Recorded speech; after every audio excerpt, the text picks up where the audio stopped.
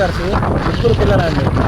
వాళ్ళందరూ చనిపోయారండి. ఒకటే family 5 members. మీరు చూడండి గంట చిన్న పిల్లలు కూడా చనిపోతారా మెంబర్స్ వల్ల అంటే మెంబర్స్లో చిన్న పెద్ద ఉన్నారండి. ఇప్పుడు విషయం ఉన్నదండి, కానీ చిన్నోళ్ళు తాగినా చచ్చిపోతారు, పెద్దోళ్ళు తాగినా చచ్చిపోతారు, ముసలోళ్ళు తాగినా చచ్చిపోతారు.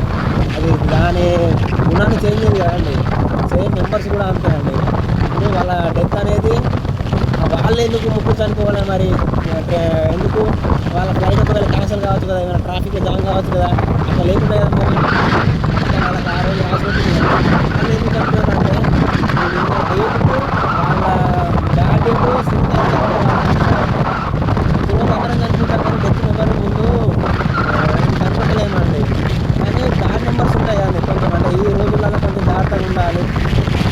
ఈ డేట్లో కొంచెం ప్రయాణాలు లోపల ప్రయాణాలు చేస్తూ ఉంటాము. కానీ మనల్ని కాపాడేది మాత్రం నమ్మకం సార్. అలా 5 చిన్నపిల్లలు చనిపోయేసరికి కూడా అనిపించిందండి.